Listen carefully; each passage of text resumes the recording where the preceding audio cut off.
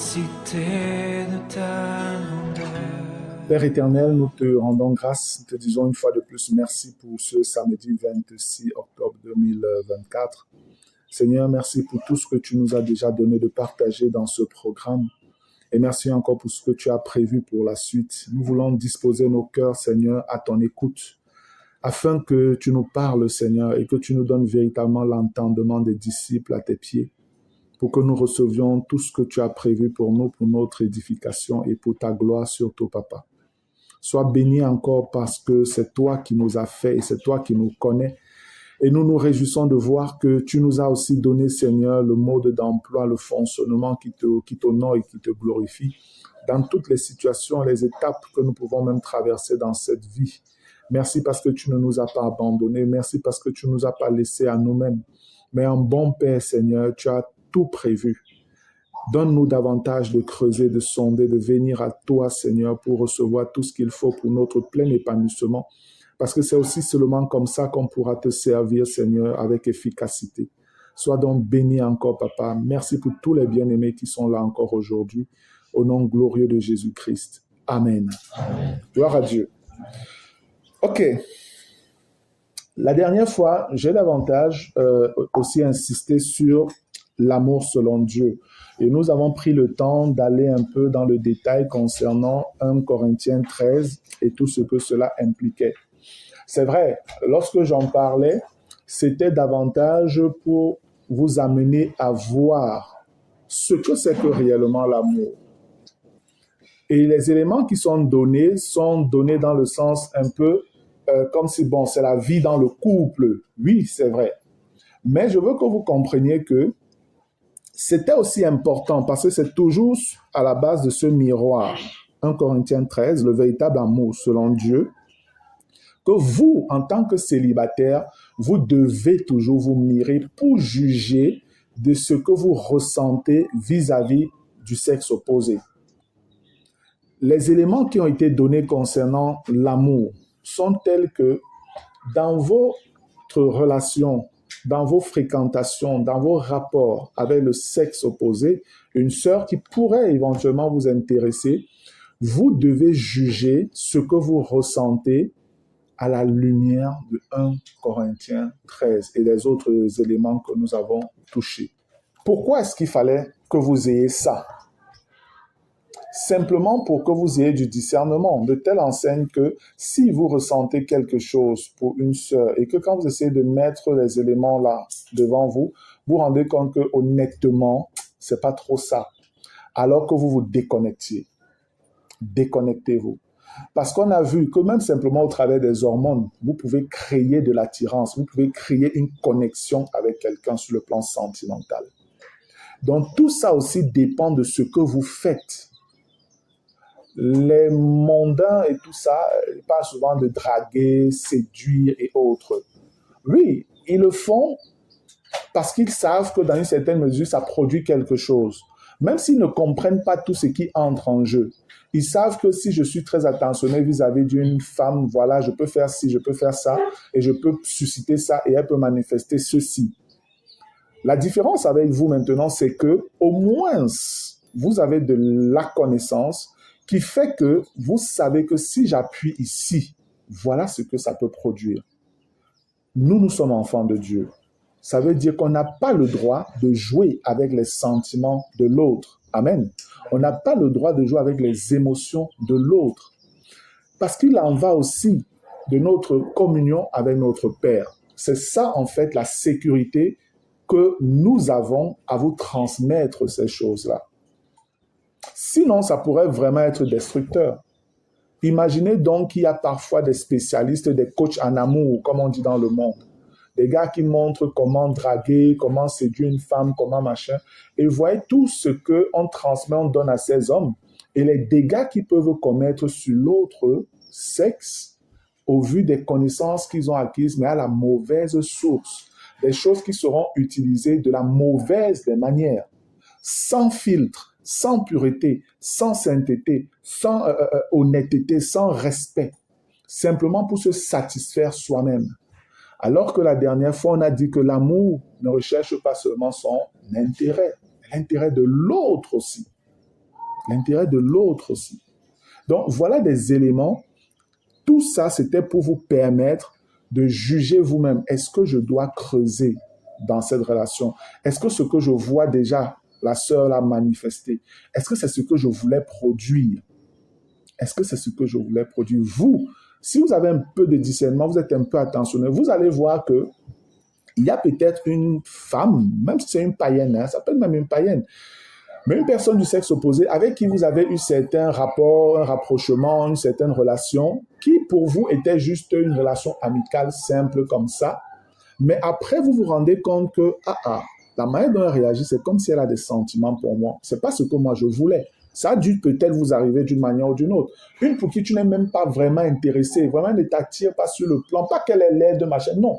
Mais c'est que ta relation avec elle, tu ne la voulais pas sur le plan sentimental, que je l'aime, machin. Non, tu ne voulais pas ça. Mais c'est juste que, bon, c'est une personne. Et puis, tu la trouves peut-être agréable. Voilà, tu aimes échanger avec elle sur certains sujets. Vous avez certains centres d'intérêt. Oui, c'est vrai que ces éléments aussi sont des éléments qui peuvent intervenir pour qu'une relation amoureuse véritablement naisse. Mais ça peut aussi être et ne pas être ça. Vous devez pouvoir juger donc. Vous devez avoir normalement, maintenant, pour certains en tout cas, je l'espère, ou même tous au mieux, la capacité à juger cela et à savoir donc qu'il ne faut pas que je réveille l'amour avant que l'amour me réveille. Il faut que je stoppe. Il ne faut pas que je mette cette sœur, cette femme, dans une situation où elle sera dans un état d'espérance et je laisse toujours la chose grandir. Et après un moment, quand peut-être elle va essayer de trop se dévoiler, elle va dire non, moi, non, c'était pas ça, elle te prenait juste comme une amie, comme une sœur même et tout. En fait, tu prends du plaisir à ça parce que tu t'es senti désiré. C'est malsain. Un saint ne fait pas ça. Un saint ne fait pas ça. Un saint ne joue pas avec les sentiments, les émotions de l'autre. Évitez, frère. Évitez. Ne faites pas à quelqu'un ce que vous n'aimeriez pas qu'on vous fasse. Parce que peut-être qu'elle, vous n'avez pas de sentiments. Mais demain, vous pouvez réellement avoir des sentiments pour une personne. Vraiment fort.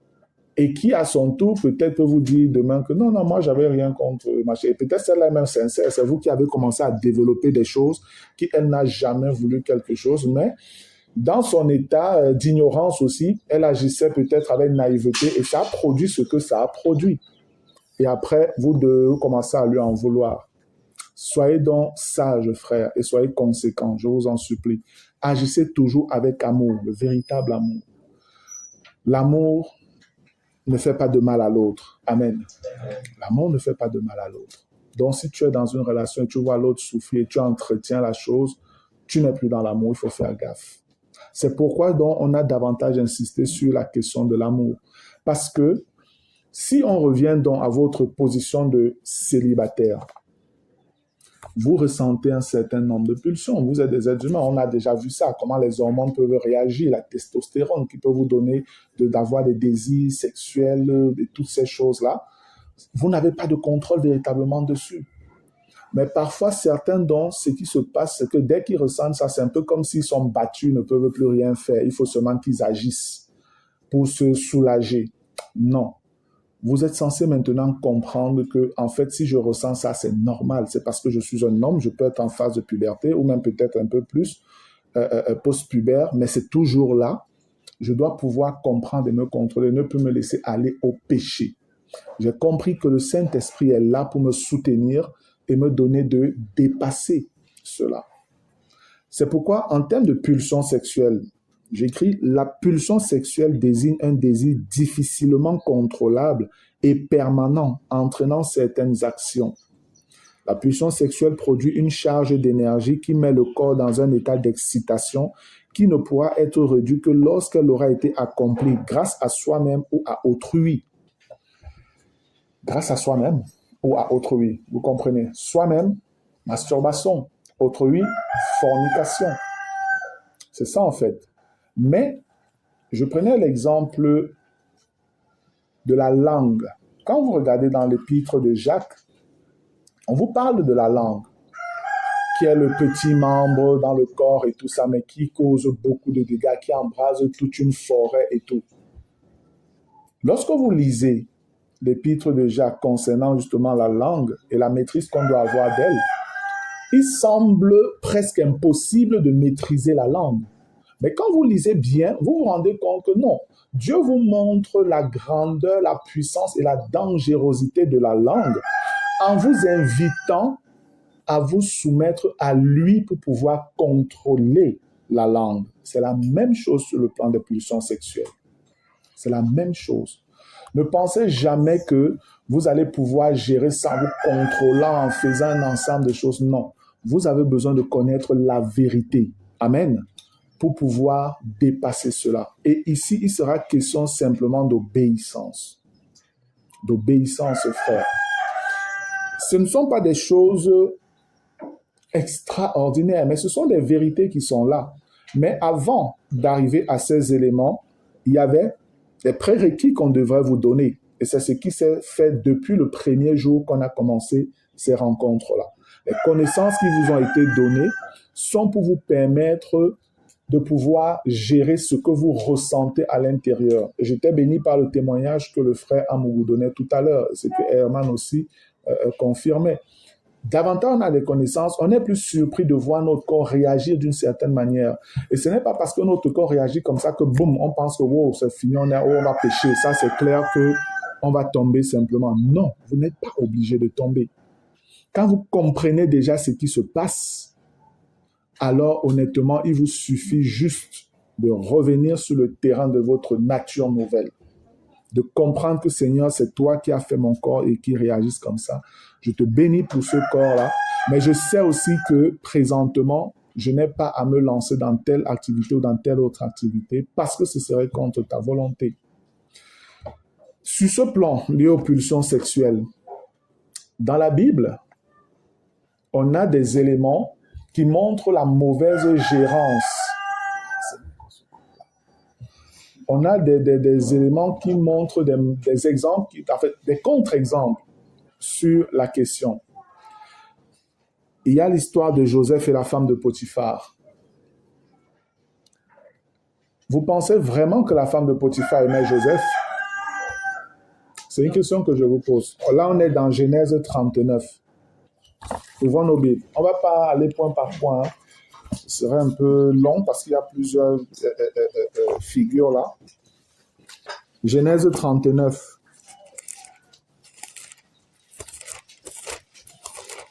Vous connaissez l'histoire. La question que je vous pose, est-ce que vous pensez que la femme de Potiphar aimait réellement Joseph?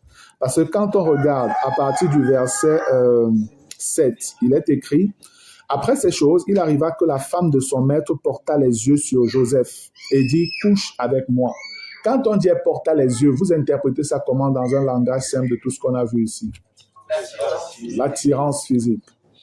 Elle a regardé Joseph, elle a eu une attirance pour lui. Comment il était? Est-ce que Joseph était géant, beau, blond, machin, je ne sais pas, les pectoraux, les abdos? On en sait trop. On sait que c'était quelqu'un qui était beau, selon ce que les Écritures disent. C'était quelqu'un qui était beau. Donc, elle a été attirée physiquement par lui. La suite, on nous dit, elle dit, couche avec moi. Waouh!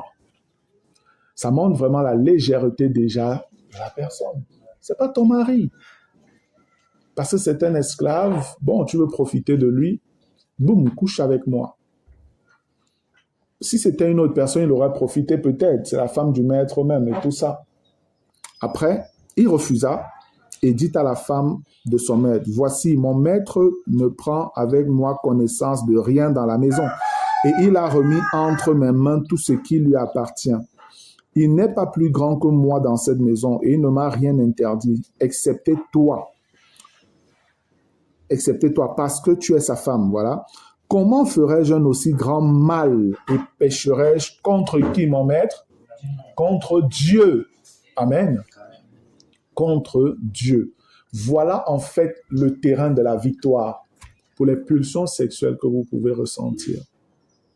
Voilà le terrain de la victoire, frère. C'est que quand vous y êtes, dites-vous bien que qui est-ce que je veux satisfaire ici? Au détriment de qui? Lorsque vous êtes enclin à cette pulsion-là, c'est vers Dieu que votre pensée doit se tourner et non vers vous et non vers votre satisfaction. Tout dépend vraiment de l'état de votre cœur vis-à-vis du Seigneur, frère. Tout dépend de l'état de votre cœur vis-à-vis du Seigneur. Vous devez savoir dire non. Vous devez savoir ne pas aller vers un feu qui peut vous brûler. Vous devez savoir prendre du recul parce que le Seigneur vous dit de fuir.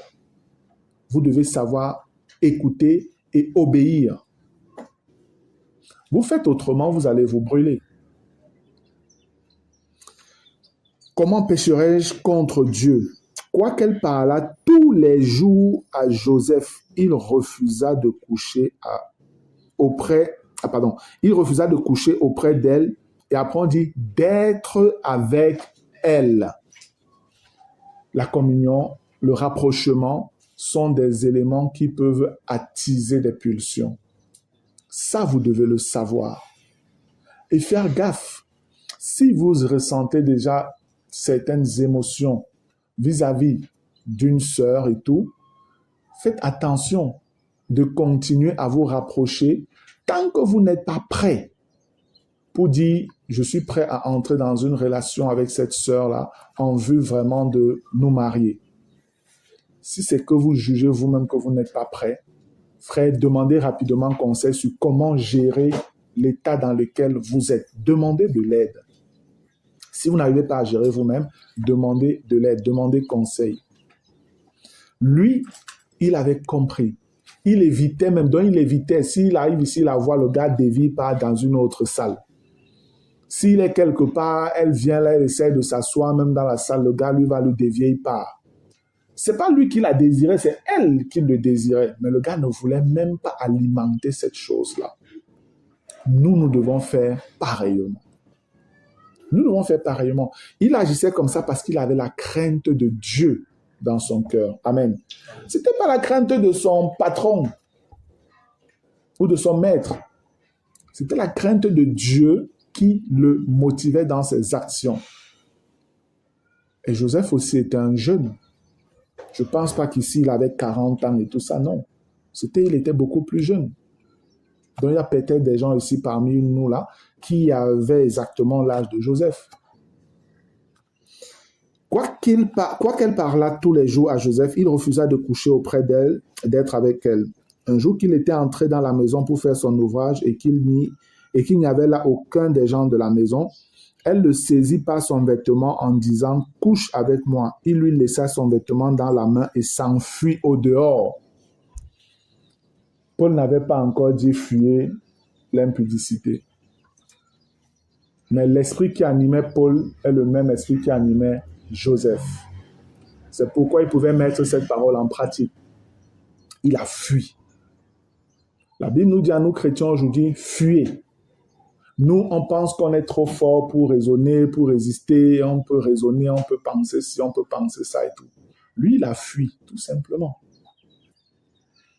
On doit donc imiter nos premiers frères. Il n'y a pas, je vous l'ai dit, il n'y a pas une formule magique du genre tac, et puis tout est éteint, machin, tu maîtrises, tu contrôles et tout. Non. Vous êtes fait des constituants, voilà, chimiques, organiques et tout dans votre corps qui font que vous allez ressentir toujours un certain nombre de choses. Mais ce qui fera la différence, c'est, j'ai envie de dire, votre mental.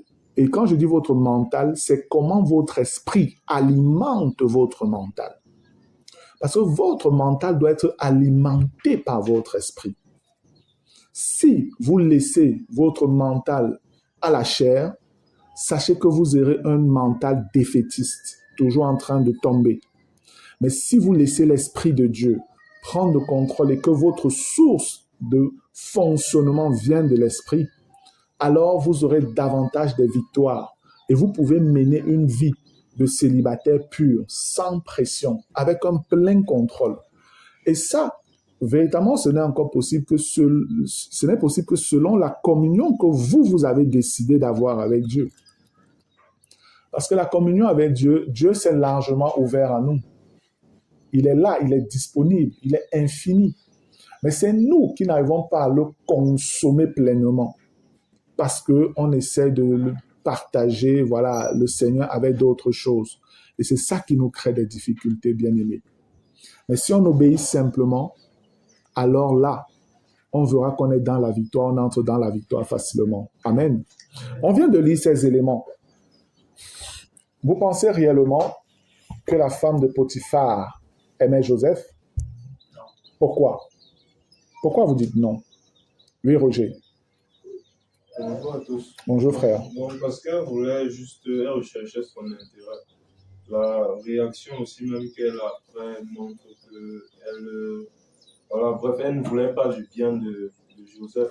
Parce qu'après, elle dit, voilà. Elle met sa vie en danger. Oui, justement, elle est prête à le faire tuer même, simplement. Amen. C'est ça, en fait, qui est la preuve ultime que cette femme ne l'aimait pas. Qu'elle ne l'aimait pas. Lorsqu'on regarde les éléments liés à l'amour, le Seigneur, sur le plan peut-être négatif, dit, même si tu donnais ta vie et que tu n'as pas l'amour, ça ne sert à rien. Ça voudrait dire que quelqu'un qui a l'amour est prêt à donner sa vie pour les autres. Et l'exemple parfait, c'est qui? C'est Jésus. C'est Christ. Donc, si cette femme aimait réellement Joseph et qu'elle était tombée sous le coup peut-être, d'un charme, je ne sais pas, comme ça, même si elle devrait être dans une position même de le protéger, en fait, mais c'est elle qui le livre. Ce n'est pas l'amour. 1 Corinthiens 13 règle le problème. C'est ce que je suis en train de vouloir vous faire comprendre, en fait. Remarquez comment la parole de Dieu nous aide à gérer un certain nombre d'émotions, de situations dans lesquelles nous sommes.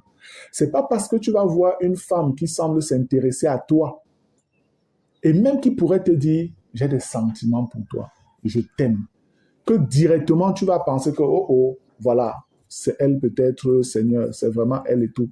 Déjà que ce serait une grosse maladresse pour nous, chrétiens, de voir une femme qui vient te dire « j'ai des sentiments pour toi, je t'aime ». Non, c'est l'homme qui cherche la femme, ce n'est pas la femme qui cherche l'homme. Amen. C'est l'homme qui doit faire sa déclaration à la femme, ce n'est pas la femme qui fait sa déclaration à l'homme. Jamais. C'est l'homme qui va vers la femme, ce n'est pas la femme qui vient vers l'homme. Frère, ça, ce sont des éléments qui, vous qui êtes célibataire, s'il y a des choses comme ça, vous voyez une sœur, laissons même les femmes du monde là, ça doit être déjà, voilà, chose mise totalement de côté. Restons dans notre cadre de possibilités. Si donc une sœur arrivait vers vous et vous déclarait une chose pareille, il faut déjà juger quel est son niveau spirituel. Quand je le dis, c'est pas que vous jugez que elle n'est pas, elle est charnelle. Non, c'est pas trop ça. C'est juste de savoir est-ce qu'elle a la connaissance de la chose, ou c'est une jeune convertie, ou alors c'est réellement une sœur qui est là depuis longtemps et qui est censée connaître ces choses, mais qui est dans un état de désobéissance. Là, elle est dangereuse. Là, c'est dangereux. Là, il faut rapidement demander de l'aide des frères matures et leur dire clairement la chose que frère, voilà une situation qui s'est passée et tout. Je pense que vraiment, il faut peut-être causer avec cette sœur pour essayer de recadrer un certain nombre de choses. Peut-être qu'elle passe des moments difficiles sur le plan émotionnel. Je pense qu'elle doit avoir peut-être besoin d'aide. Et même, vous pouvez faire directement la proposition à la sœur en lui disant, mais ma sœur, n'est-ce pas que tu es censé connaître telle chose? Comment ça se fait que tu te permettes de venir dire une chose pareille? Écoutez ce qu'elle vous dira. Jugez véritablement si c'est un oubli, si c'est un élan comme ça. Peut-être elle peut se repentir pour voir qu'elle a vraiment fauté et tout, et peut-être elle peut rester tranquille. Peut-être vous pouvez juger que il vaut mieux peut-être laisser ça passer. Mais je vous avoue qu'en le disant, j'ai un peu de crainte. Parce que si c'est une sœur qui est là depuis longtemps et qui connaît la chose, si vous avez fermé la porte, il est possible qu'elle aille vers quelqu'un d'autre. Et cette personne vers qui elle peut aller pourrait ne pas être aussi avertie que vous. Et elle peut la voir. C'est pourquoi je pense que devant une telle situation, ce n'est pas une petite affaire. Je parle bien de quelqu'un que vous connaissez être là depuis. Ce n'est pas une jeune convertie, ce n'est pas une nouvelle en assemblée et tout ça. Mais c'est une personne dont vous êtes sûr que non, toi tu connais ces choses-là. Comment ça se passe que tu viens me dire ça? Comment ça se passe que tu viens me dire ça? Parce que on ne doit pas ignorer que même au milieu des enfants de Dieu, l'ennemi peut envoyer ses agents pour vous détruire. Vous devez être conscient de cette vérité. Et la meilleure manière pour vous d'être protégé, c'est encore d'obéir seulement à la parole de Dieu. Amen. Seulement d'obéir à la parole de Dieu. Donc, voilà un cas où on voit réellement une pulsion qui est manifestée. Et là, on veut directement aller à l'acte avec le premier venu parce que voilà, il semble nous plaire, il est beau et on croit qu'on peut se lâcher. Non, on n'a pas ce droit. Mais nous voyons aussi comment Joseph, lui, s'en sort. Il s'en sort simplement en obéissant à Dieu. Il ne reste pas à côté de la dame. Il est conscient que s'il fait ça, c'est à Dieu qu'il a cherché des problèmes. Voilà, ça ne va pas le faire. Et on voit clairement que le gars la fuyait. Il évitait. Il a tellement évité que le gars même a mis sa vie en danger en laissant même son vêtement là-bas. Parce qu'il voulait, il était prêt même s'il fallait mourir, le gars était prêt à obéir à Dieu. Voilà la pensée que nous devons avoir en tant que chrétiens. Si tu es réellement chrétien, c'est ça qui doit t'animer. Pouvoir dire non aux pulsions, non au péché, non aux propositions de la chair, non à la plus belle sœur qui viendrait vers toi. Gloire à Dieu. L'autre point aussi, quand on regarde, allons un peu dans Genèse 29, non, pardon, plutôt dans Daniel, qu'est-ce que je dis? 2 Samuel.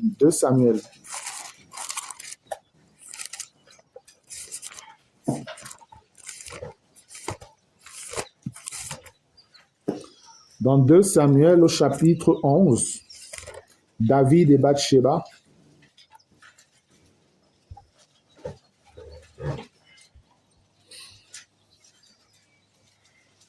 Je vais lire à partir du verset 1, il est écrit: L'année suivante, au temps où les rois se mettaient en campagne, David envoya Joab avec ses serviteurs et tout Israël pour détruire les fils d'Ammon et pour assiéger Rabat. Mais David resta à Jérusalem. Un soir, David se leva de sa couche et, comme il se promenait sur le toit de la maison royale, il aperçut de là une femme qui se baignait et qui était très belle de figure. David fit demander qui était cette femme et on lui dit: N'est-ce pas Bathsheba, fille d'Eliam, femme d'Uri le Héthien? Et David envoya des gens pour la chercher. Elle vint vers lui et il coucha avec elle.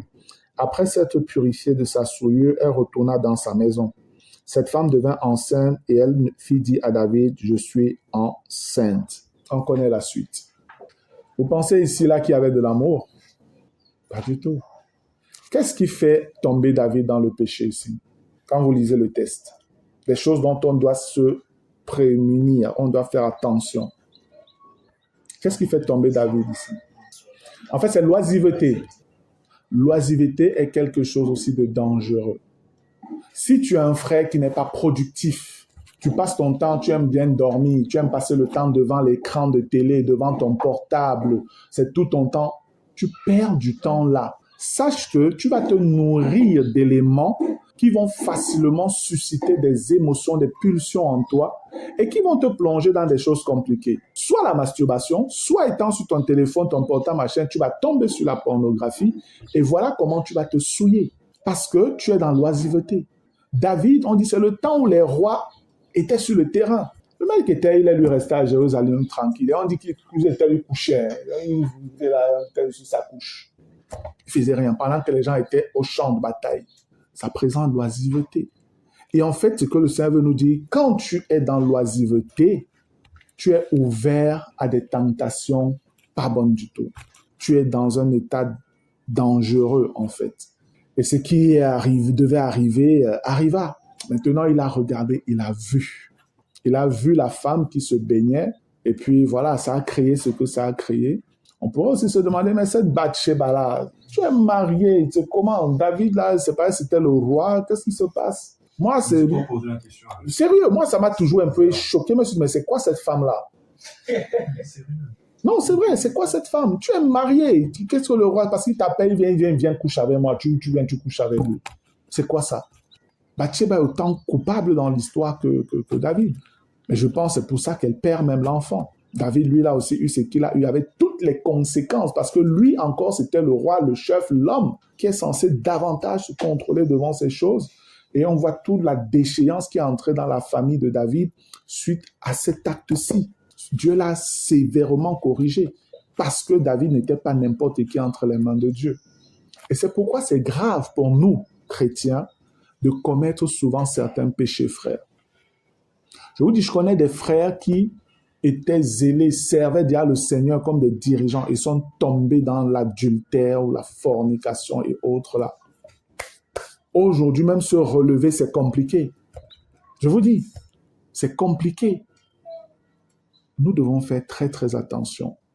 Nous devons faire très attention. Donc, en tant que célibataire, frère, ne vous mettez pas dans des postures qui peuvent davantage vous fragiliser. Et quand je parle, je sais que ce sont des choses qui peuvent être difficiles sur le plan pratique. Mais honnêtement, pour moi, quand je vous parle, ma seule conscience, la seule chose qui me revient, c'est sur quel terrain vous vous posez. Sur quel terrain vous vous posez. Si vous êtes sur le terrain de Dieu, moi je suis confiant, vous aurez la victoire. Mais si vous n'avez pas cette bonne communion avec le Seigneur, alors là je m'inquiète. Je m'inquiète. Est-ce qu'il va tenir? Miguel, tu as des soucis? Donc là, je m'inquiète. Regardons notre passage rapidement. C'est vrai, il pourra avoir beaucoup de choses à dire, hein, mais honnêtement, si on se met à trop développer, on va beaucoup tirer. 2 Samuel, chapitre 13. L'histoire de Amnon et Tamar, sa demi-sœur. 2 Samuel, chapitre 13. Nous connaissons l'histoire. Voilà quelqu'un qui est dans un état presque envoûté, frère. Et il pense qu'il l'aime. Ce n'est pas l'amour. Il a les éléments qu'il dit là. Quand il parle à son ami là, c'est dans quel verset? Oui, au verset, quand on regarde au verset 5 déjà au verset 4, il lui dit, pourquoi deviens-tu ainsi chaque matin plus maigre, toi, fils de roi? Ne veux-tu pas me le dire? Amnon lui répondit, j'aime Tamar, sœur d'Absalom, mon frère. Jonathan lui dit, mais mets-toi au lit et fais-le. Voilà. On connaît l'histoire. Voilà quelqu'un qui dit, j'aime Tamar. J'aime l'amour. Mais regardez, vous connaissez l'histoire, frère. Est-ce que la suite des événements témoigne qu'il aimait vraiment Tamar? Non. C'était quoi son sentiment? C'était une pulsion simplement. C'était juste une pulsion sexuelle, une excitation devant un corps qu'il désirait, qu'il convoitait. Il n'y avait rien d'amour là. Rien. Il a violé la fille. Même après l'avoir violée, la fille même est allée dans un sens lui disant même que demande même ma main au père, machin et tout là, pour qu'on nous marie, même, je ne veux même pas. On dit qu'il a commencé à la détester. À la détester. Du tac au tac, regardez ça. Regardez ça. Et c'est ce qui arrive parfois. Je vous dis, parfois tu peux penser que tu aimes une sœur.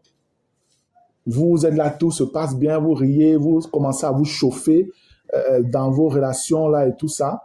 Et un jour, dans vos élans, allumés par vous-même, vous tombez dans la fornication.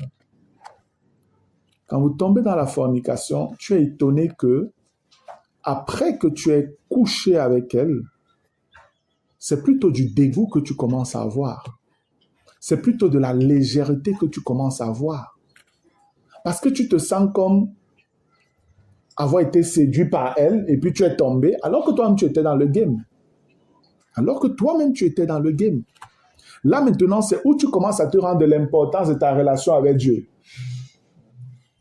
C'est après que tu as fait l'acte que tu commences à te rendre compte de l'importance de ta relation avec Dieu. Et c'est ce qui peut donc souvent susciter plutôt un sentiment de dégoût vis-à-vis de l'autre.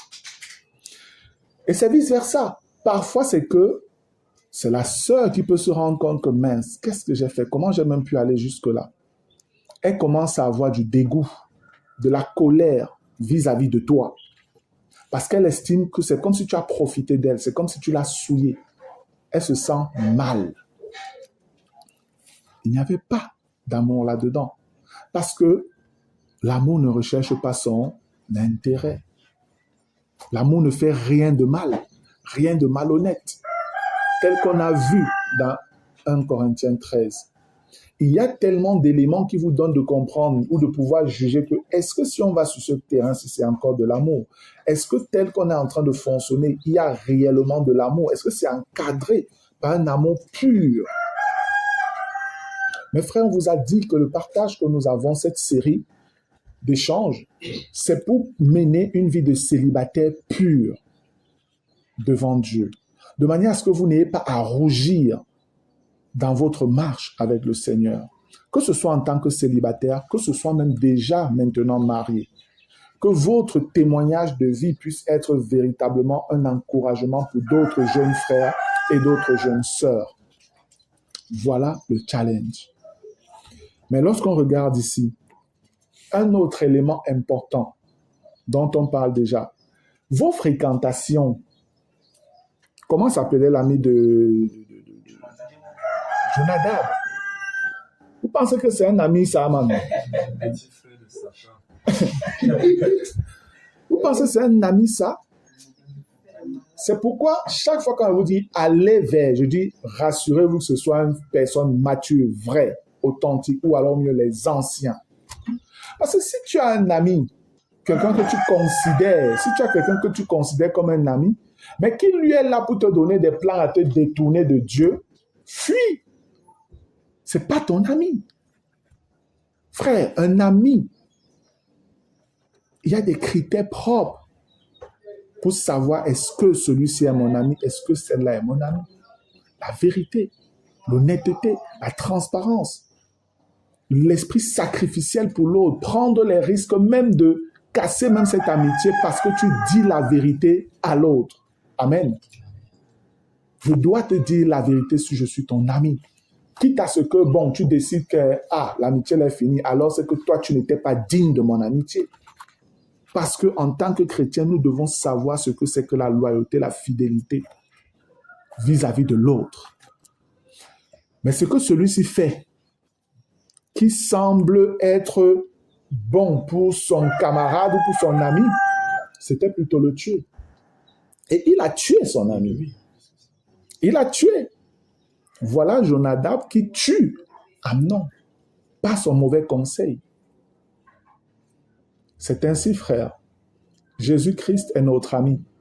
Amen. Amen. Le Seigneur, on le prend comme notre ami. Et le Seigneur, lui, n'est pas Jonadab. Il nous donne des bons conseils dans nos rapports avec les autres. Qu'est-ce qu'on fait dans des conseils de notre ami? Sachant que c'est un ami vrai, fidèle, authentique, Jésus. Vous rejetez ses conseils, sachez que vous allez vous retrouver dans la même situation que Amnon, la mort. La mort. Vous ne pouvez donc pas jouer avec ce que la parole de Dieu dit, parce que la parole, c'est le conseil de Dieu aussi, aux célibataires que vous êtes, pour le sujet que nous sommes en train de toucher. Ici, ce que je veux que vous reteniez, la qualité des personnes que vous avez à vos côtés peuvent vous aider. Si vous avez des bonnes personnes, vous pouvez avoir une vie de célibataire très agréable. Amen. Parce que vous aurez toujours du bon soutien. Et aussi, ne pas vous laisser une fois de plus aller à ce que vous ressentez de prime abord, même si c'est intense et fort, n'importe comment. Cherchez de l'aide. Vers qui? Vers un vrai ami ou vers une personne que vous reconnaissez comme honnête, vrai, sincère, mature, responsable. C'est comme ça que vous pourrez vous en sortir. Mais si vous essayez de penser que vous pouvez gérer les choses tout seul, vous allez vous casser la tête. Soit vous allez souffrir seul dans votre coin, dans le péché, pornographie, masturbation et autres, soit vous allez finir dans la fornication pratiquement là, et ce sera toujours la même chose. C'est vous qui serez mal. C'est vous qui serez mal. Donc, s'il vous plaît ici, comprenez davantage quelles sont les qualités des personnes que vous mettez à côté de vous. Si vous voulez mener une vie de célibataire efficace et à la gloire de Dieu, sachez choisir les personnes qui vous accompagnent dans votre marche. Amen.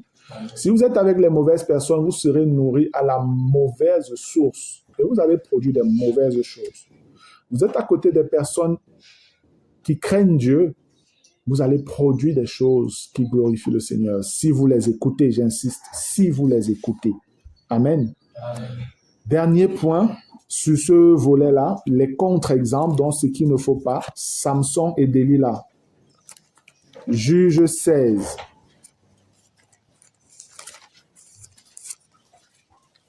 Juge 16. Je vais lire à partir du verset 15. Juge 16, oui, Juge 16, je vais lire à partir du verset 15. Il est écrit. Juge. C'est comment? Ah, moi, je suis parti à Josué.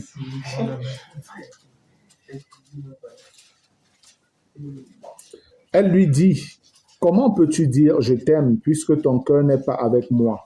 Voilà 3 fois que tu t'es joué de moi et tu ne m'as pas déclaré d'où vient ta grande force. Ou commençons un peu plus haut quand même. Commençons même au verset 10. Delilah dit à Samson, voici, tu t'es joué de moi, tu m'as dit des mensonges. Maintenant, je te prie, indique-moi avec quoi il faut te lier. Cette histoire-ci. Parfois, tu te dis peut-être c'est même pas, c'est vraiment. Tu te dis, c'est quoi? Le mec là était où? Elle a envoûté ce gars avec quoi et tout ça. Mais bon, on peut toujours nous tirer des leçons de là. Amen. C'est une histoire qui est vraie. 11. Il lui dit, si on me liait avec des cordes neuves dont on ne se soit jamais servi, je deviendrai faible et je serai comme un autre homme. Delilah a pris des cordes neuves avec lesquelles elle le lia, puis elle lui dit, les Philistins sont sur toi, Samson. Or, des gens se tenaient en embuscade dans une chambre et il rompit comme un fil les cordes qu'il avait au bras. Delilah dit à Samson, jusqu'à présent tu t'es joué de moi, tu m'as dit des mensonges, déclare-moi avec quoi il faut te lier. Il lui dit, tu n'as qu'à tisser les 7 tresses de ma tête avec la chaîne du tissu. Et elle les fixa par la cheville. Puis elle lui dit, les Philistins sont sur toi, Samson. Et il se réveilla de son sommeil et il arracha la cheville du tissu et le tissu. 15. Elle lui dit, comment peux-tu dire, je t'aime, puisque ton cœur n'est pas avec moi? Voilà 3 fois que tu t'es joué de moi et tu ne m'as pas déclaré d'où vient ta grande force.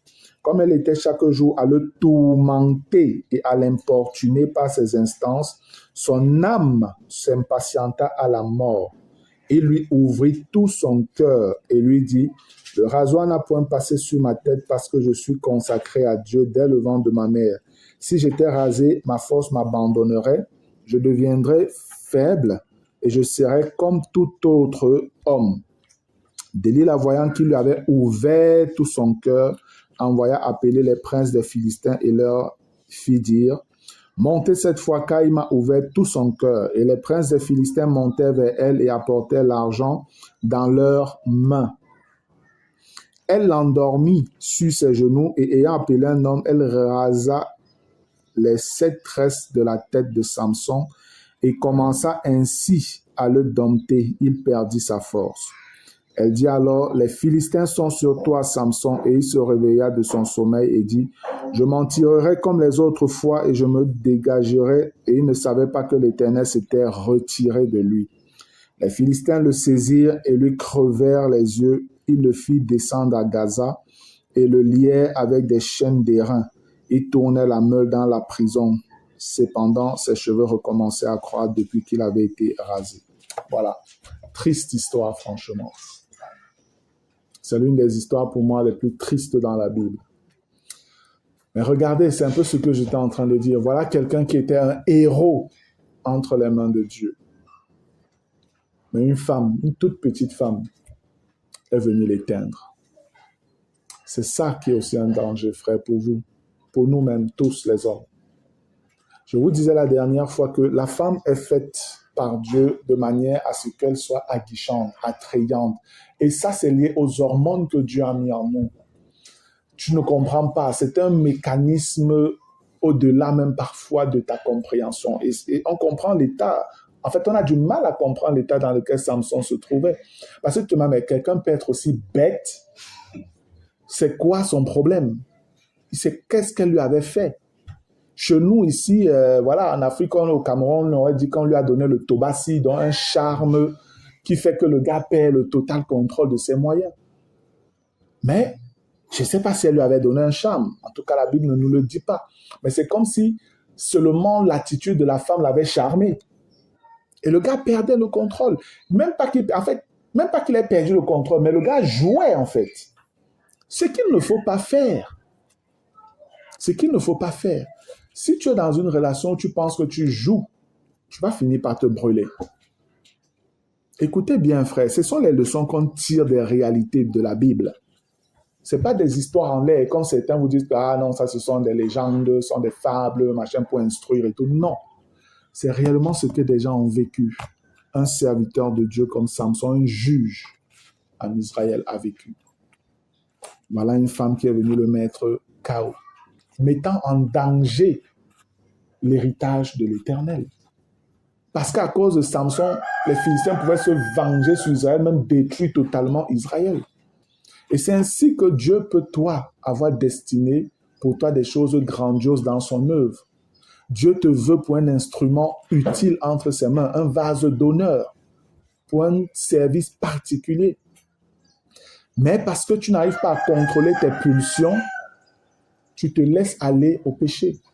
Et je l'ai dit, frère, il n'est pas question de fornication seulement que tu vas aller prendre une sœur. Même simplement tout ce que tu fais en dehors de la volonté de Dieu, dont les masturbations, pornographie et autres, ce sont des choses qui t'affaiblissent déjà toi-même spirituellement. Tu le sens, tu le sais. À combien plus forte raison s'il faut donc faire l'œuvre du Seigneur? Tu es à terre. Tu es à terre. Et Dieu ne peut pas t'aider et t'utiliser dans ce sens. Il ne peut plus. On nous dit ici, Dieu s'est retiré de lui. C'est vrai, quand on connaît l'histoire, on voit que le Seigneur, Samson s'est repenti, je veux dire. Il s'est repenti et il a demandé à Dieu vraiment de lui donner une dernière occasion et tout. L'acte de repentance de Samson est lié à la foi qu'il a eue en son Dieu l'Éternel. Amen. Voilà en fait un point qui vraiment pour moi me réjouit. Que malgré cet état moral faible de Samson, c'était quelqu'un qui malgré tout avait une connaissance de Dieu en fait. De savoir qu'il est tombé aussi bas, mais en même temps de reconnaître que l'Éternel peut encore l'accepter. Amen. L'Éternel peut encore l'accepter.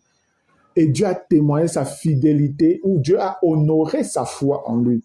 Et c'est pourquoi le témoignage où on vous dit que ce jour où Samson meurt, il a tué plus de Philistins qu'il n'en avait tué tout au long de sa vie.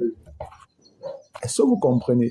C'est comme pour dire aussi que, ok, d'accord, peut-être tu es tombé, mais sache que tu peux te relever en te repentant sincèrement et en recommençant avec Dieu sur le bon terrain. Amen.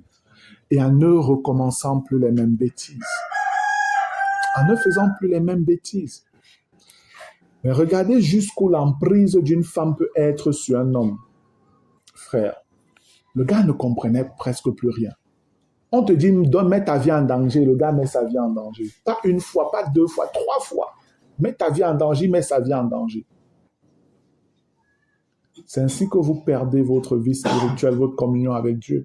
Parce que telle sœur, tu es tombé sous son charme.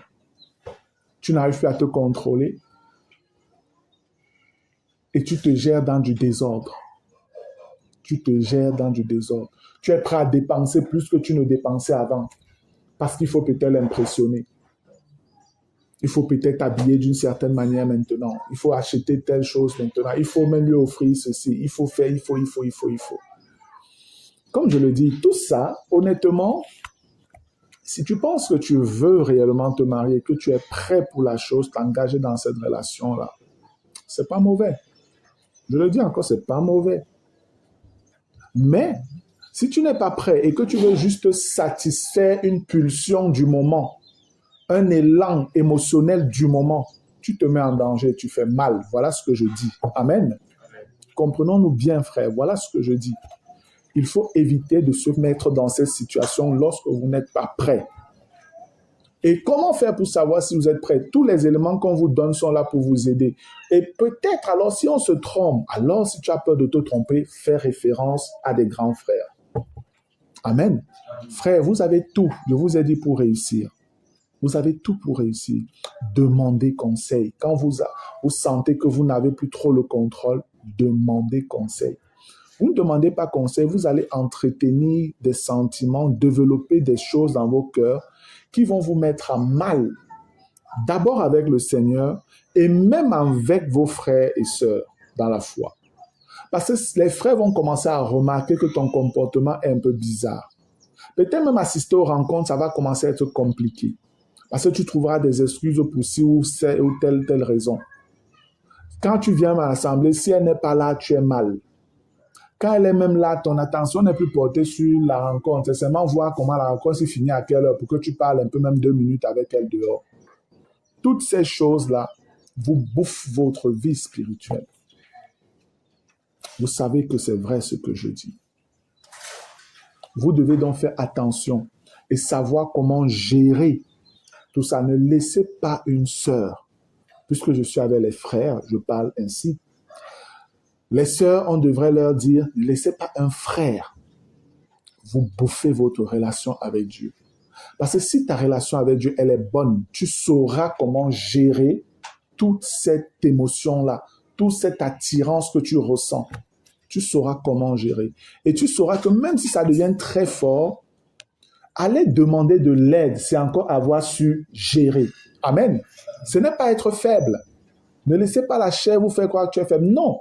La capacité à juger que là, gars, ça me dépasse ces choses, j'ai besoin d'aide. C'est encore être un vainqueur. Amen. Amen. Comprenez-le. Ne laissez pas la chair un instant vous faire croire que tu vas aller par là, donc toi, tu ne pouvais pas gérer. C'est un mensonge. Je vous dis, la force, la capacité de vous lever et de dire, gars, c'est chaud cette fois-ci-là, et d'aller demander de l'aide, sachez que vous êtes toujours sous le contrôle, en fait. Vous continuez à maîtriser la chose. Alléluia. Amen. Donc, voilà, rapidement comme ça, frère, les quelques exemples. Il y a bien d'autres qu'on aurait pu tirer, mais je vais vous donner juste ces images pour que vous, à votre tour, vous essayez de voir les autres relations que vous voyez dans la Bible et que vous essayez d'étudier comment ça se passe, qu'est-ce qu'on peut tirer ici, là, comme leçon et tout ça.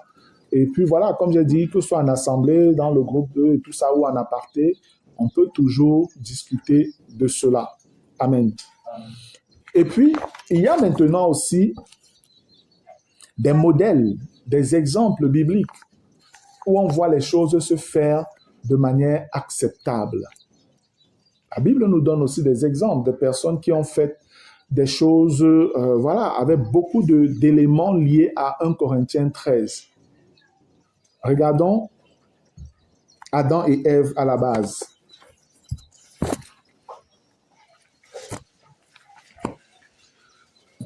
Genèse 2.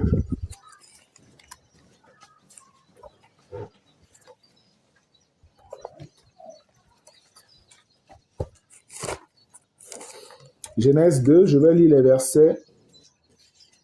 Oh, c'est vrai que c'est un peu long, hein. Non, je ne vais pas... Bon, je vais lire rapidement. L'Éternel Dieu dit, verset 18, « Il n'est pas bon que l'homme soit seul. Je lui ferai une aide semblable à lui. L'Éternel Dieu forma de la terre tous les animaux des champs et tous les oiseaux du ciel. Et il les fit venir vers l'homme pour voir comment il les appellerait, et afin que tout être vivant porte le nom que lui donnerait l'homme. Et l'homme donna des noms à tout le bétail, aux oiseaux du ciel et à tous les animaux des champs. Mais pour l'homme, il ne trouva point d'aide semblable à lui. Alors l'Éternel Dieu fit tomber un profond sommeil sur l'homme qui s'endormit. Il prit une de ses côtes et referma la chair à sa place. L'Éternel Dieu forma une femme de la côte qu'il avait prise de l'homme et il l'amena vers l'homme. Et l'homme dit, « Voici cette fois celle qui est os de mes os et chair de ma chair. On l'appellera femme parce qu'elle a été prise de moi. C'est pourquoi l'homme quittera son père et sa mère et s'attachera à sa femme et ils deviendront une seule chair. L'homme et sa femme étaient tous deux nus et ils n'en avaient point honte. » Amen. Voici le premier couple qui existe. Et ici, on voit que les choses ont été gérées par le Seigneur lui-même. qui pourrait faire ici office un peu de père. L'homme avait un désir, le Seigneur l'a perçu et il a bien voulu combler cela. C'est pour ça qu'il a fait une femme qui était à la ressemblance aussi d'Adam. Et puis, c'est lui qui amène la femme et Adam la regarde, il contemple et puis il est sous le charme. Et le gars vous sort, os de mes os, chair de ma chair et tout ça. Ici, ce qui est intéressant, c'est qu'on voit Dieu faire les choses. On voit Dieu faire les choses. Et vous devez comprendre que dans une relation de couple, frère, vous les célibataires, quand vous allez commencer à entretenir une relation et que c'est quelque chose qui est flou, qui est caché, dont vous avez honte, que ça se découvre, faites attention, c'est pas bon. Faites attention, c'est pas bon. Parce que si vous êtes déjà avancé dans une relation et que vous avez honte que la chose se découvre, ça veut dire que vous avez toujours fonctionné dans les ténèbres. Ici, parlant d'Adam et de Ève, on nous parle de toute la transparence qu'il y avait. Ils étaient même nus. On nous dit qu'ils n'avaient même pas honte. Mais si c'est que vous êtes dans une relation où vous ne voulez pas que les frères sachent que je suis avec telle sœur, ou bien il y a tel rapport avec telle sœur avec moi et tout, sachez que vous êtes sur le mauvais terrain, frère, en tant que célibataire. Parce que si vous êtes déjà allé jusqu'à ce point, bien avancé, et que vous continuez à essayer de cacher, vous avez fait fausse route. Pourquoi? Parce que selon le conseil qu'on vous donne, pour ne pas vous engager dans quelque chose où vous pouvez davantage développer des sentiments qui peuvent après vous poser des problèmes, c'est que vous auriez dû même demander conseil à la base avant de progresser avec cette personne. Voir même si nos fréquentations sont normales, sont saines, sont pures, si elles doivent continuer ou si elles doivent s'arrêter. Mais si vous n'avez pas pris la peine de veiller à cela au début, vous êtes sur un terrain où des personnes seront blessées. Soit vous serez blessé, soit elle sera blessée, soit vous serez blessés tous les deux. Et je vais vous dire que les relations sentimentales sont des relations qui causent beaucoup de dégâts, et des dégâts vraiment profonds. Parce que ce sera du genre, on se fait mal, peut-être les deux, on a mal, mais les personnes peut-être qui sont venues nous contrôler, nous dire ceci, nous conseiller, on se retourne même aussi contre ces personnes. Et là, les dirigeants deviennent comme des ennemis. On se ferme. Et si c'est que ça bloque, on a l'impression que les dirigeants veulent empêcher notre projet. Ils sont contre notre projet. Ce n'est pas le cas. Pourquoi? Pourquoi ils seraient contre? Pourquoi des vrais dirigeants ne peuvent pas être contre? Vous, contre votre projet. Mais ils seront simplement dans une perspective de bien faire les choses. Et ça, c'est pour vous aider. Parce que, frère, le désir de mon cœur, le Seigneur est témoin de cela. C'est que tous les couples chrétiens, je ne veux pas entrer avec les païens là parce que c'est compliqué là-bas. Je dis tous les couples chrétiens vivent une vie épanouie. C'est tellement dur pour moi de voir combien de couples chrétiens ça ne va pas. Combien de couples chrétiens ça ne va pas. Il y a à peine une semaine encore, j'étais dans ma chambre et le désir fort est venu dans mon cœur comme ça de prier pour les couples. J'ai commencé à parler au Seigneur, je pleurais, j'ai crié au Seigneur, je priais pour les couples, je priais pour les couples. Et je disais, Seigneur, la chose que je te demande, Seigneur, s'il te plaît, fais que tous les couples chrétiens soient comme mon couple. Parce que dans mon couple, frère, nous sommes pleinement épanouis, mon épouse et moi. Amen. Je crois que tel que nous vivons là, mon épouse et moi, c'est comme ça que tout couple chrétien devrait fonctionner, j'en suis sûr. J'en suis sûr. Où on se parle, on se respecte, on se comprend, on s'écoute, on se comprend. Je ne sais pas. Tout est fait en harmonie. Et quand bien même quelqu'un aurait fait peut-être une faute, on sait venir dire, s'il te plaît, je veux te parler. On se parle, on s'explique et on demande pardon. On se demande pardon. On reconnaît les valeurs de l'autre. On reconnaît aussi les faiblesses. On voit comment aider. Voilà comment un couple est censé fonctionner. Toujours en train de se taquiner, toujours en train de blaguer, toujours en train de rire. Même dans les difficultés, on sait se soutenir, discuter, parler ensemble pour s'encourager. Voilà comment un couple doit fonctionner. Mais quand je suis avec des frères et qu'à la fin d'une rencontre, une sœur vient comme ça me saluer, je la salue, je tiens, je dis comment ça va? Ah, elle me dit bon, ça va. La manière dont elle me dit simplement ça va, je ressens que ça ne va pas. Je ressens que ça ne va pas. Je lui dis mais c'est quoi? Est-ce que ça va? Ah, frère, il dit assieds-toi. Elle s'assoit. Qu'est-ce qui ne va pas? Parce que je vois bien ça. Elle dit bon, en fait, je ne sais même pas par où commencer. Ah, d'accord, ça veut donc dire que ce n'est pas très grave. Non, non, c'est pas que ce n'est pas très grave. C'est donc quoi le problème? En fait, c'est que ça fait une semaine, le frère ne mange pas à la maison, il ne mange pas ma nourriture. Les bien-aimés de Mindon, un frère marié avec ta femme, vous deux, vous êtes chrétiens.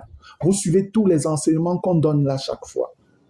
Comment tu fais pour passer une semaine sans manger chez toi, sans rien dire à ta femme?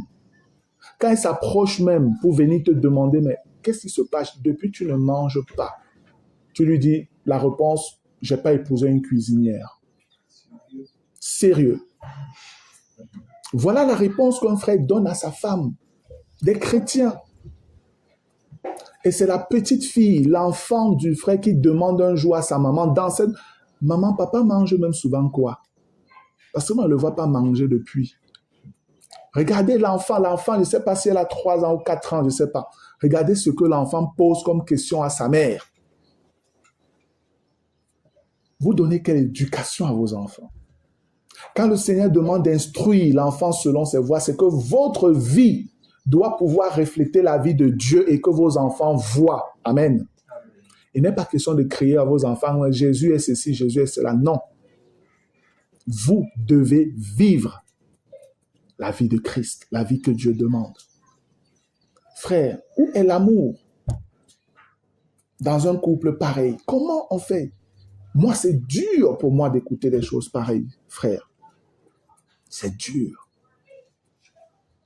Et quand je fais venir le mari, je lui dis, mais frère, comment ça va? En souriant, hein?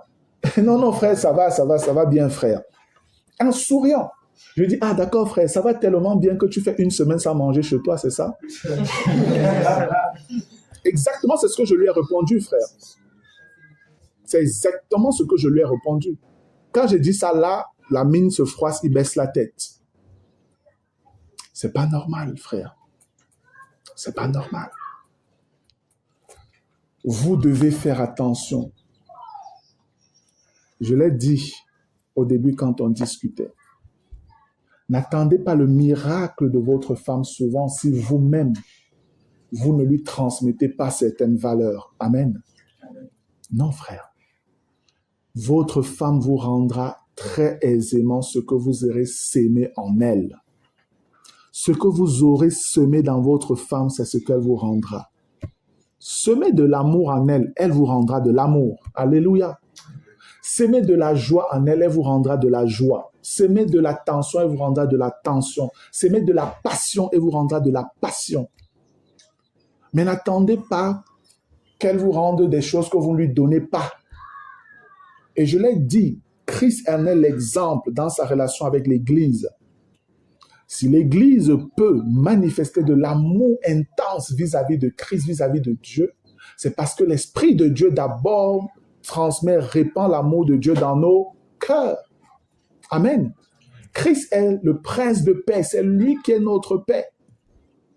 Et c'est parce que Christ nous transmet cette paix-là que quand on pense à lui, on regarde à lui, même dans des difficultés, on a la paix. Parce que lui, il nous transmet cela. Et un homme doit être un homme de paix, avec un caractère de paix. De manière que même quand il y a la tourmente, sa femme est dans la paix, elle lui fait confiance. Elle sait qu'on maîtrise, on est sous contrôle. On est sous contrôle. C'est important que vous intégrez cela, frère.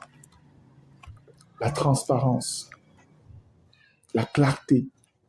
Dès qu'il y a des éléments qui entrent dans un de vos cœurs et que vous voulez cacher, Faites attention, vous êtes sur le mauvais terrain. Prenons un autre exemple. Jacob et Rachel. Genèse 29. Genèse 29. Je vais lire à partir du verset 14. Il est écrit, et Laban lui dit, certainement tu es mon os et ma chair. Jacob demeura 1 mois chez Laban.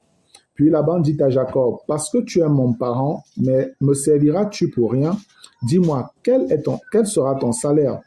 Or, Laban avait 2 filles. L'aînée s'appelait Léa et la cadette Rachel. Léa avait les yeux délicats, mais Rachel était belle de taille et belle de figure. Et après, on nous dit au verset 18, Jacob aimait Rachel. Et il dit, je te servirai 7 ans pour Rachel, ta fille cadette. Et Laban dit, j'aime mieux te la donner que de la donner à un autre homme. Reste chez moi. Et verset 20, écoutez ce qu'on dit. Ainsi, Jacob servit 7 années pour Rachel, et elles furent à ses yeux comme quelques jours. Pourquoi? Parce qu'il l'aimait. Parce qu'il l'aimait. Ensuite, Jacob dit à Laban, donne-moi ma femme, car mon temps est accompli, et j'irai vers elle. Amen. L'amour. Voilà un point positif. Qu'est-ce qu'on remarque ici dans ce qui est dit? Quel est l'élément qui ressort ici dans ce que Jacob, on donne comme témoin de Jacob sur cette relation? Oui, Yvan. La patience. Alléluia. La patience. Frère, quand on parle d'amour, on doit voir la patience, qui est un fruit de l'esprit. Si vous êtes tellement pressé dans votre relation avec une sœur et que vous voulez rapidement vous toucher, vous caresser, vous embrasser, tomber, machin, faites attention. Même si votre sentiment au départ était bon, vous êtes en train de détruire quelque chose si vous ne faites pas attention. Faites attention.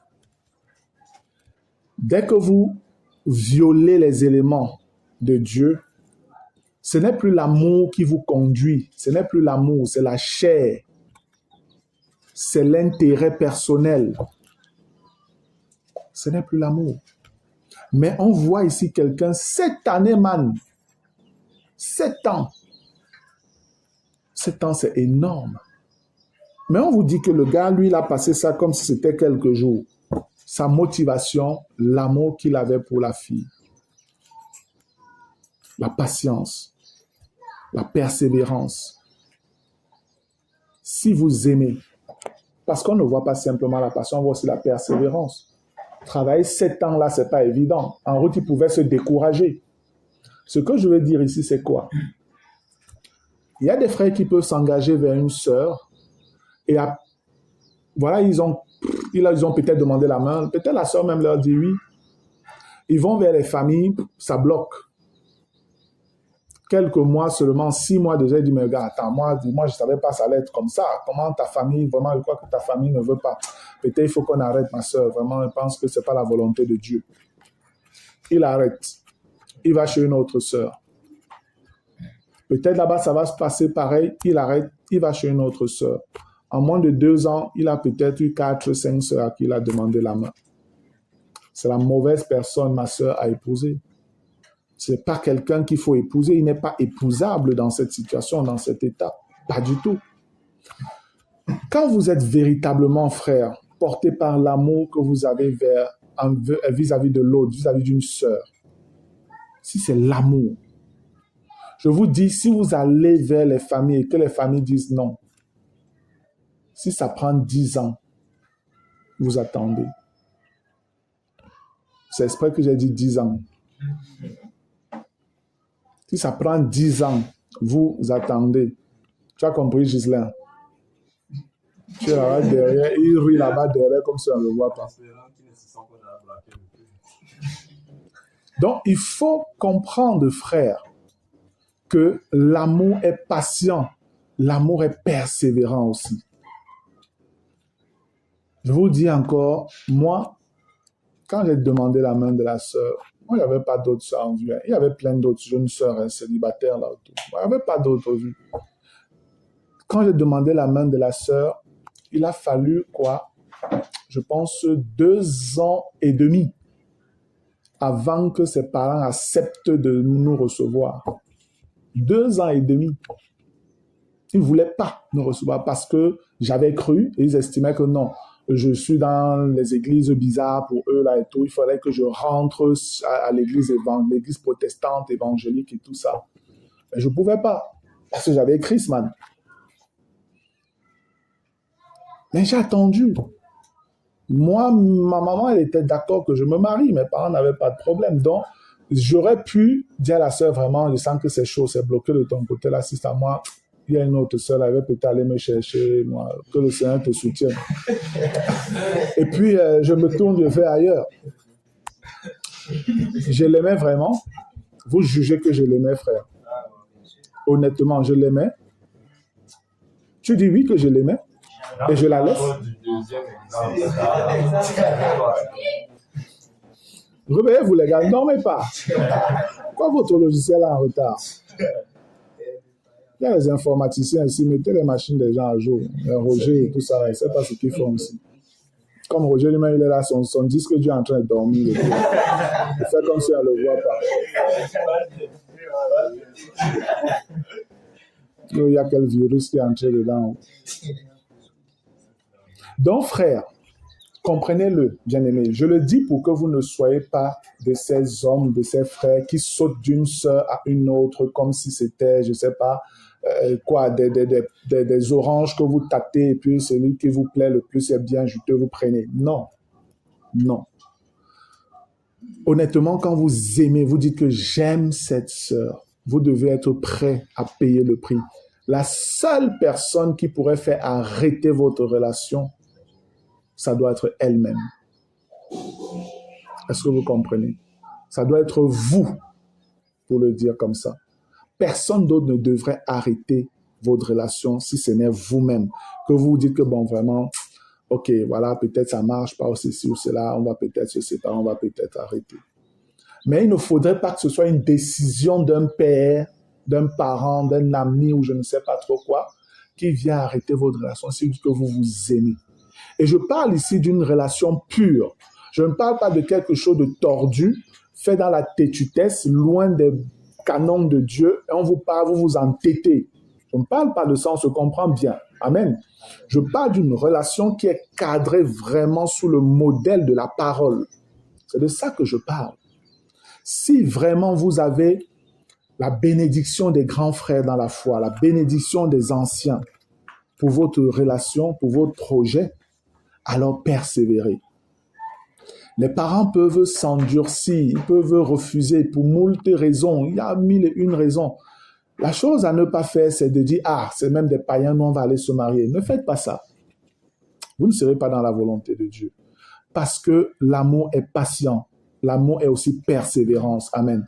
Il est toujours bon de se marier avec la bénédiction de sa famille. Alléluia.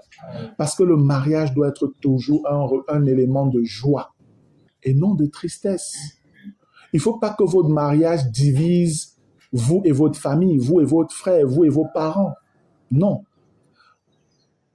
L'amour est sacrificiel aussi.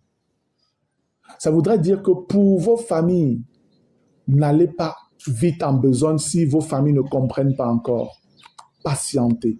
Et là, vous avez donc besoin de vous soutenir l'un l'autre, le frère et la sœur. Et avec le soutien de vos frères dans la foi, parce que la chose doit être connue. Il faut que ce soit connu, votre relation. C'est comme ça que les frères peuvent davantage vous soutenir, vous encourager, vous entretenir.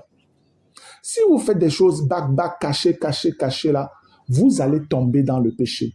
Parce que plus les familles vont s'opposer, vous allez péter un peu durcir, vous allez que ça ne marche pas et tout.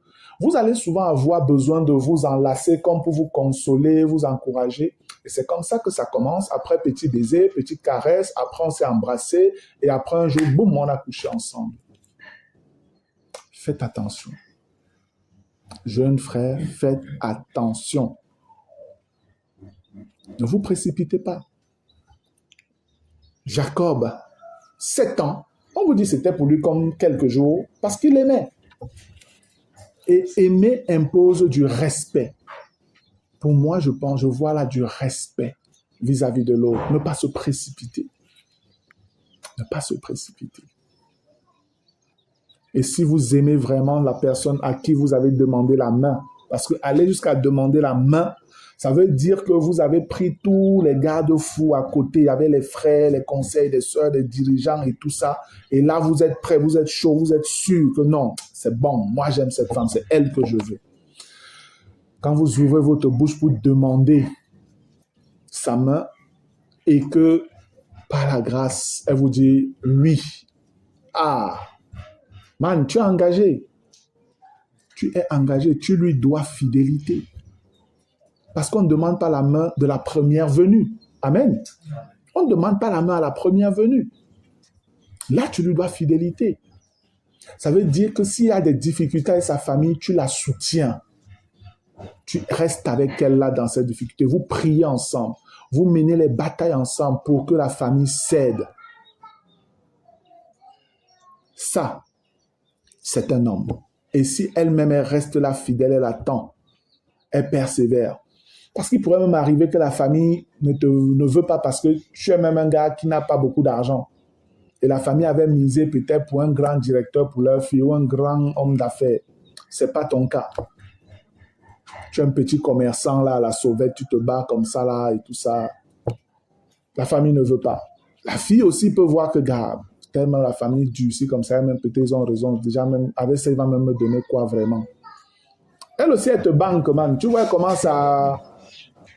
Tu appelles, elle ne prend plus. Tu appelles, elle trouve les raisons pour dire qu'elle n'était pas à côté du téléphone. Ça commence à être un genre. Ça commence tension sur tension, parce qu'elle veut déjà te barrer. Parce que, voilà, elle a cédé à la famille, machin. C'est pas normal. C'est pas bien. L'amour est patient. L'amour est persévérant. Il faut que vous gardiez cela. Que vous compreniez que, gars, si je suis là, il ne faut pas que je me précipite. Si même la sœur, là, j'ai tel sentiment pour elle, il ne faut pas que je me précipite à y aller. Il faut que je me calme, que j'aille voir les frères, poser des questions, demander conseil avant de me lancer. Et dans la marche, il faut que tu te rassures. Est-ce que celle-ci, je suis prêt à tenir? Si les combats pour arriver à notre bout, là, un mariage, ça va prendre 1 an. Est-ce que je suis prêt à tenir pour elle? 2 ans, est-ce que je suis prêt? Mesure tout ça. Et quand tu as bien réfléchi sur ton projet, man, c'est où maintenant, en homme responsable, prêt, tu t'engages. Amen. Tu t'engages. Mais avant ça, frère, ne te précipite pas, s'il te plaît. Patience. Gloire à Dieu. Rapidement, Boaz et Ruth. Ruth, le chapitre 4. On ne va pas trop s'attarder. Boaz et Ruth.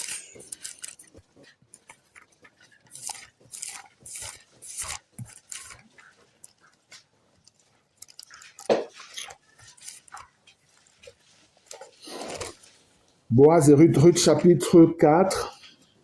Ici, en fait, c'est presque la même chose. Ici, ce qui est important dans ce livre de Ruth, concernant cette romance-là entre Boaz et Ruth, ce qui est intéressant, c'est de voir la direction de l'esprit et l'obéissance des protagonistes à la volonté de Dieu, des deux côtés. Des deux côtés. Boaz, dans sa manière de fonctionner, on nous donne le témoignage que c'était un homme bien. Et la manière dont il traitait même ses employés témoignait que c'était un homme bien.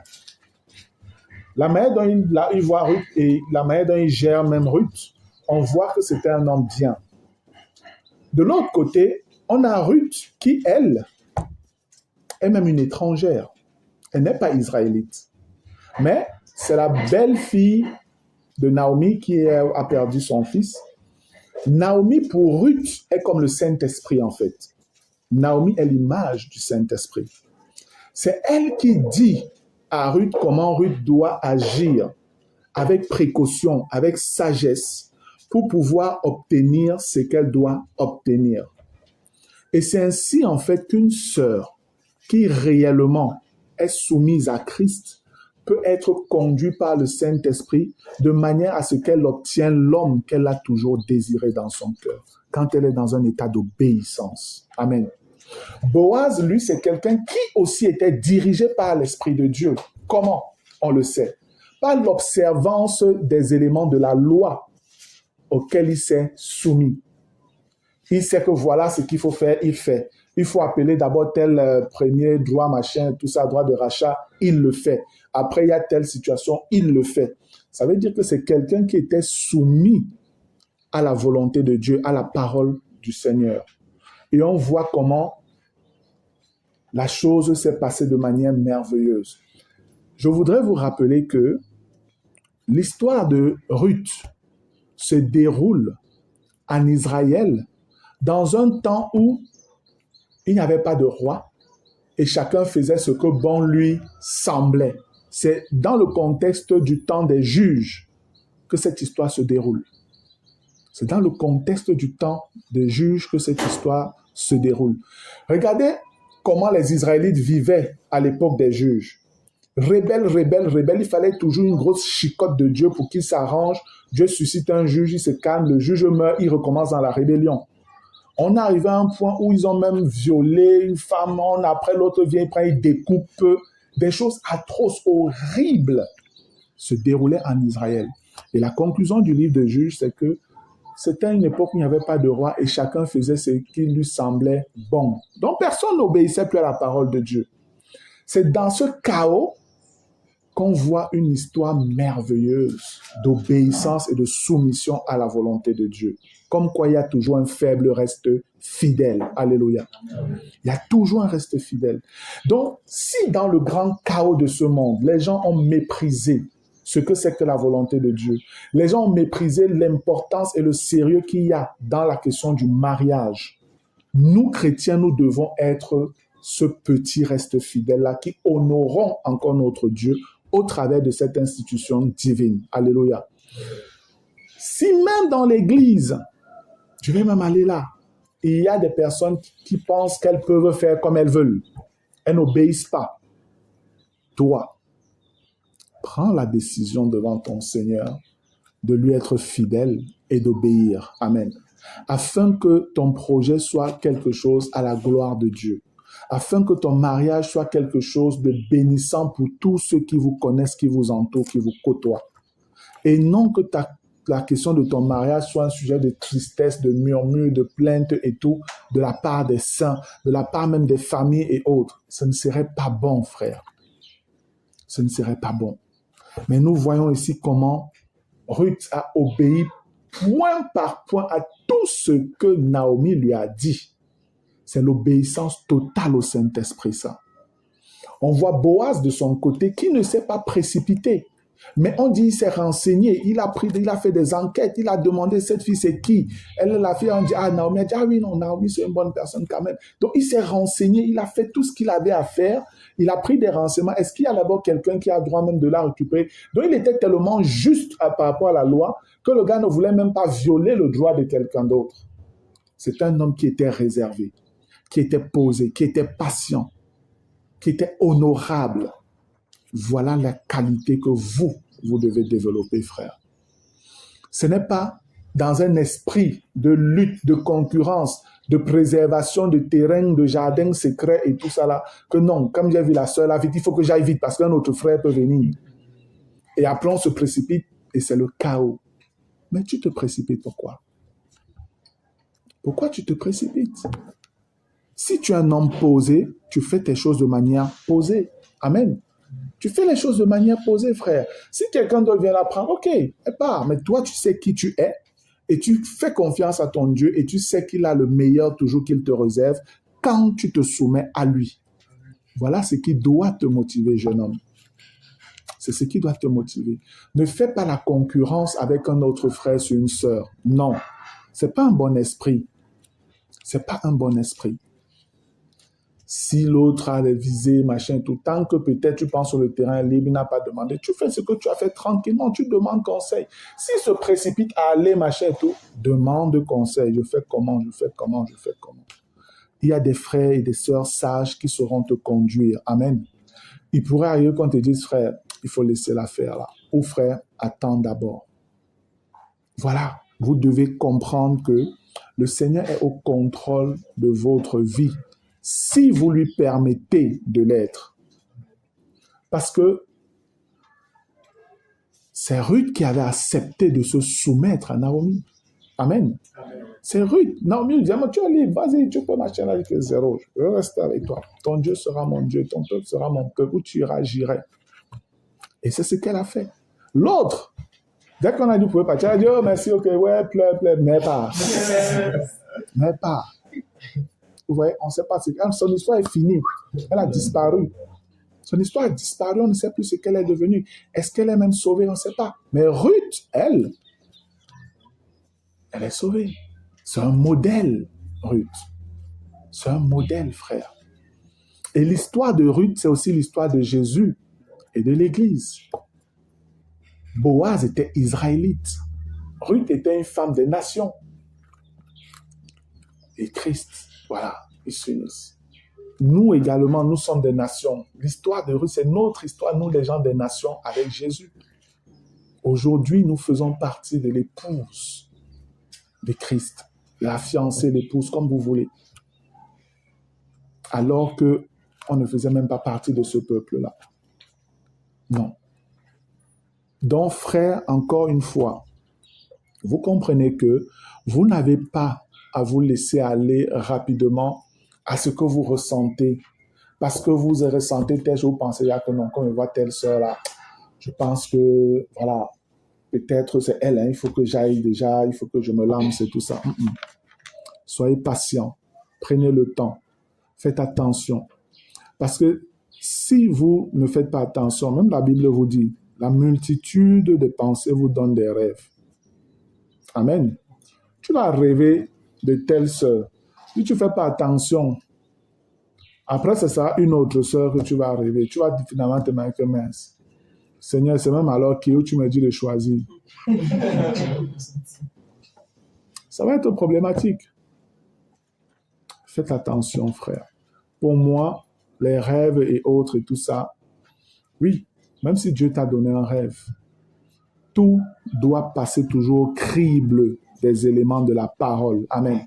C'est pas parce que Dieu t'a donné un rêve que tu vas violer toutes les autres lois maintenant, toutes les autres paroles de sagesse. Pas du tout.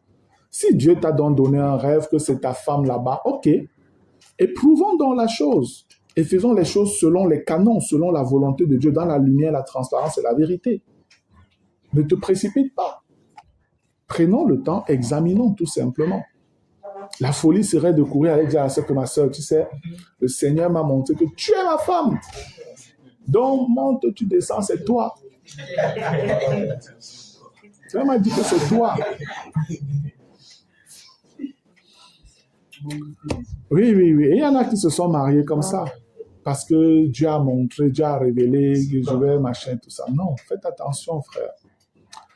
Le partage-ci, c'est aussi pour vous dire, ne tremblez pas devant les Dieu m'a dit. Amen. Je le dis à vous aussi parce que ce n'est pas simplement les frères qui disent aux sœurs, Dieu m'a dit, ou Dieu m'a montré. Même les sœurs disent ça. Oui.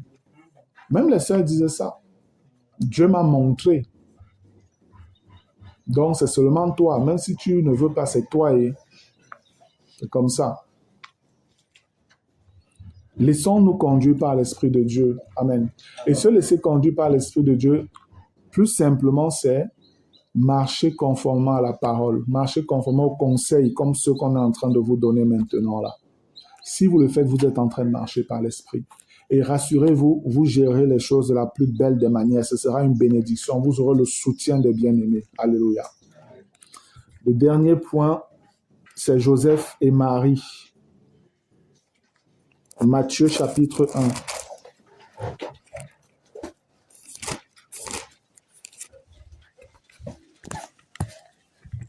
Matthieu chapitre 1.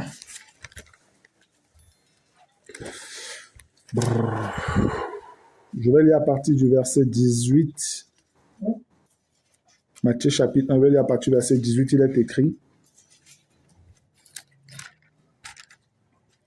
Voici de quelle manière arriva la naissance de Jésus-Christ. Marie, sa mère, ayant été fiancée à Joseph, se trouva enceinte par la vertu du Saint-Esprit avant qu'ils aient habité ensemble. Joseph, son époux, qui était un homme de bien et qui ne voulait pas la diffamer, se proposa de rompre secrètement avec elle. Comme il y pensait, voici un ange du Seigneur lui apparut en songe et dit, « Joseph, fils de David, ne crains pas de prendre avec toi Marie, ta femme, car l'enfant qu'elle a conçu vient du Saint-Esprit. Elle enfantera un fils et tu lui donneras le nom de Jésus. C'est lui qui sauvera son peuple de ses péchés. » Tout cela arriva afin que s'accomplisse ce que le Seigneur avait annoncé par le prophète. Voici, la Vierge sera enceinte, elle enfantera un fils et on lui donnera le nom d'Emmanuel, ce qui signifie Dieu avec nous. Joseph s'étant réveillé fit ce que l'ange du Seigneur lui avait ordonné et il prit sa femme avec lui. Mais il ne la connut point jusqu'à ce qu'elle ait enfanté un fils auquel il donna le nom de Jésus. Alléluia. Quand vous regardez cette relation, est-ce que vous y voyez de l'amour? Amen. On voit ici quelqu'un qui est dans une position d'avoir été trahi. Elle l'a trompé. C'est sa fiancée. Comment ça se fait qu'elle soit enceinte? Ils ne sont pas encore mariés. Il n'a encore rien fait avec elle, mais elle est enceinte. Comment c'est possible? Un autre homme, et là, je vous rappelle qu'on est sous la loi, man. On est sous la loi. Donc, dans ces circonstances, c'était même la lapidation qui guettait Marie. C'était la lapidation, on la tuait. Mais lui, au-delà de sa personne, le gars a voulu la protéger. Amen. Il l'a protégée. C'était ça son intention. Il n'a pas voulu la livrer à la vindicte du genre, non, on va la détruire, on va machin et tout ça là. Parce qu'elle m'a trompé, comment elle m'a trompé comme ça et tout ça. Non. Non. Il a réussi à garder son calme et à manifester de l'amour vis-à-vis d'elle. À manifester de l'amour vis-à-vis d'elle. Et oui, l'autre élément aussi, c'était sa patience. Et je crois que ça, c'est quelque chose qui est porté par Dieu. Le Seigneur lui avait déjà révélé, voilà, ta femme, c'est pas n'importe qui, elle porte pas n'importe quoi dans son ventre là. Et il a pu attendre tout le temps où elle était enceinte et tout ça, il ne l'a pas touché jusqu'à ce qu'elle accouche. Les mêmes éléments reviennent. Les mêmes éléments reviennent. La patience, la persévérance aussi. Voilà, l'amour même, véritablement témoigné par ce qu'il pose là comme acte. Il est prêt à la laisser et puis voilà, il la laisse tranquille, lui, il va partir, mais il ne met pas sa vie en danger et tout ça. Voilà des éléments qui devraient davantage nous interpeller, nous. Ici, ce n'est pas simplement les actes que ces personnes posent, mais c'est quoi en fait? C'est voir la vie de Christ être manifestée dans cette personne. C'est pourquoi on va terminer avec des éléments qui sont liés à l'obéissance de l'esprit pour cette première partie. De recevoir